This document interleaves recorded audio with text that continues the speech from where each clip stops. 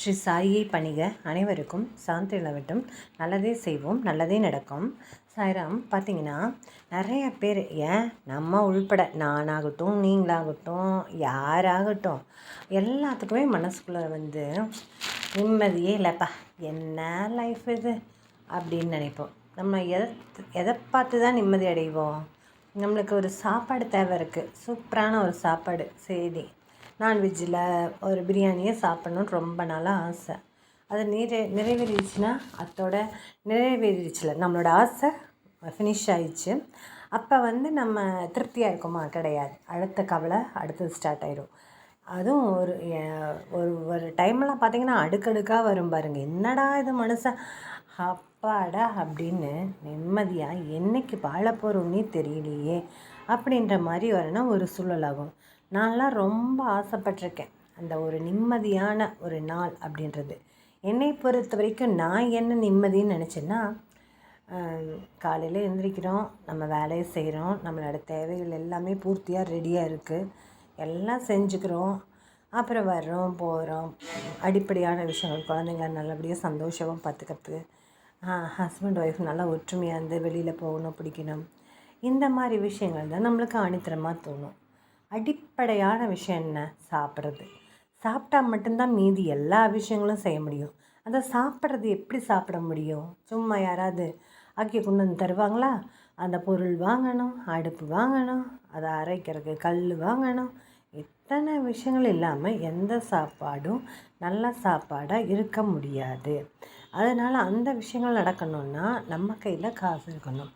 அப்போ நம்ம ஏதாவது ஒரு வேலை செய்யணும், வேலைக்கு போகணும், இல்லைன்னா தொழில் செய்யணும், ஏதோ ஒன்று செஞ்சு நம்ம பொருள் சம்பாதிக்கணும். அப்போ தான் நம்மளோட தேவைகள் பூர்த்தியாகும். சரிங்களா?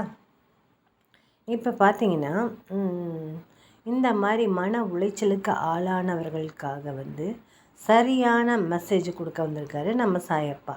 என்னன்னு கேட்டோன்னா, ஒரு கதை மூலியமாக தான் அவர் சொல்ல வந்திருக்கார். சரிங்களா? சரியான கதைங்க. என்னால் நிம்மதியாகவே இருக்க முடியல அப்படின்னாரு ஒரு அரசன் ஒரு ஞானியிடம். உன் கடமையை நீ சரியாக செய்கிறாயா என்று ஞானி கேட்டார். என் நாட்டிற்கு அந்நியர் பகை இல்லை, கள்வர் பயம் இல்லை, அதிக வரிகள் விதிப்பதில்லை, முறையாக நீதி செலுத்தப்படுகிறது,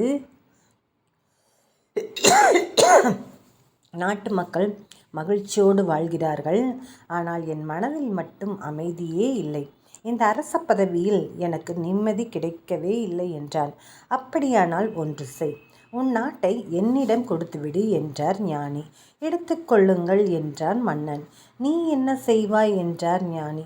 நான் எங்காவது போய் ஏதாவது வேலை செய்து பிழைத்துக் கொள்கிறேன் என்றான் அரசன்.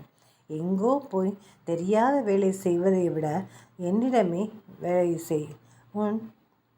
உனக்கு தெரிந்தது நாட்டை ஆட்சி செய்வது, அதையே செய். என் பிரதிநிதியாக மட்டும் நீ நாட்டை ஆண்டு வா. நான் பிறகு கணக்கு வழக்குகளை பார்க்கிறேன் என்றார். சரி என்றான் மன்னன்.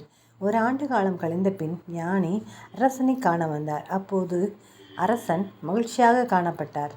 அவரை வரவேற்று உபசரித்தவன் நாட்டின் கணக்கு வழக்குகளை எல்லாம் எடுத்து காட்டினான். அது கிட்டட்டும் என்ற ஞானி, நீ இப்போது எப்படி இருக்கிறாய் என்று கேட்கிறார். நிம்மதியாக சந்தோஷமாக இருக்கிறேன். முன்பு நீ செய்த பணிகளுக்கும் இப்போது நீ செய்த பணிகளுக்கும் ஏதாவது வேறுபாடு உண்டா? இல்லை. அப்போது ஏன் மன அழுத்தத்துடன் இருந்தாய்? இப்போது எப்படி நிம்மதியாக இருக்கிறாய்? விழித்தான் அரசன். ஞானி சொன்னார், அப்போது நீ இது எனதுடையது என்று எண்ணினாய். இப்போது இது எனக்கில்லை, நான் இங்கு வெறும் பிரதிநிதி தான் என்று எண்ணுகிறாய். அந்த மனம்தான் அனைத்திற்கும் அடிப்படையே. நான் என்ற எண்ணம் நமக்குள் வரும்போது அத்தனை துயரங்களும் உன்னை சூழ்ந்து கொண்டு விடுகின்றன. இந்த உலகம் எனதல்ல, இந்த உலகம் எனதல்ல, இந்த உடலும் எனதல்ல, எனக்கு அளிக்கப்பட்டது. இந்த உயிர் எனதல்ல, எனக்கு கொடுக்கப்பட்டது என்ற உண்மை உணர்ந்தால் துன்பங்கள் அத்தனையும் ஓடி விலகிவிடும்னு சொல்லியிருக்காரு. உண்மைதானே? நம்ம பாட்டுக்கு நம்ம வேலையை பார்த்துட்டு போகணும். அது என்னாச்சு இது என்னாச்சுன்னு 1000 வேக்கையான பார்த்துட்டு இருந்தோன்னா ஒன்றுத்துக்குமே ஆக மாட்டோம். சரிங்களா? யார் பேசுகிறா என்ன, பேசாட்டி நமக்கு என்ன? நமக்கு உண்டானதை தான் நம்ம பார்க்கணும். அவங்க பேசலை, இவங்க பேசலைன்ற கவலையெல்லாம் வேண்டாம். உங்கள் வேலை என்னவோ அதை பார்த்துட்டு போகணும். சரிங்களா?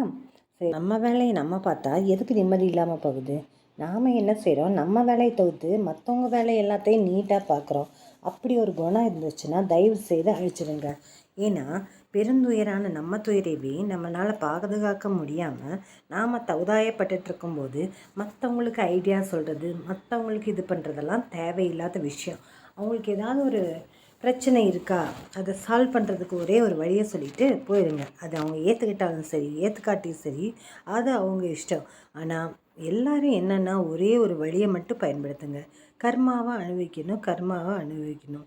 இது ஒரு விளையாட்டு வார்த்தைகளாக இருக்கும், ஆனால் உண்மையான வார்த்தை அதுதான். கர்மானா என்ன? ஒரு மாயை வந்து அந்த மாயையில் அகப்பட்டு கொண்டோம்னா மேடேறி வர்றது கொஞ்சம் கஷ்டம்தான். அதனால தான் என்ன சொல்கிறேன்னா, அந்த கர்மாவை தாண்டி இந்த உலகத்தில் எல்லா ஜீவராசிகளும் செயல்பட்டுட்டு இருக்குது ஒவ்வொரு வகையிலும். அந்த கர்மா எல்லாத்தையும் பார்த்துட்ருக்கு. அதனால் நீங்கள் எல்லோரும் இப்போ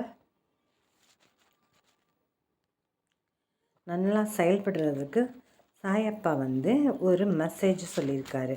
சரியா? என்ன சொல்லியிருக்காருன்னா, இந்த உலகில் அத்தனை ஜீவராசிகள் எதுவும் மாயை வலையில் சிக்காமல் இருப்பதில்லை. இந்த பிரபஞ்சத்தில் நீ எதை விதைத்து அதன்படி வாழ்ந்தாலும் அந்த மாயை இடைத்தரகராக உன்னை அழைக்கும். எந்த காலகட்டத்திலும் மாயைக்கு இயற்கை துணையாக நிற்கும். நீ நல்லது செய்து கெட்டதாக முடிந்து, கெட்டது செய்து நல்லதாக முடிகிறது மாயை சக்தியால் நடைபெறுகிறது. மாய சக்தி பிரபஞ்சம் முழுவதும் பரவி இருக்கிறது. உன் வினையை அறுவடை செய்தாலும் நிகழ்காலத்தில் வாழும்போது இடம், பொருள், ஏவல்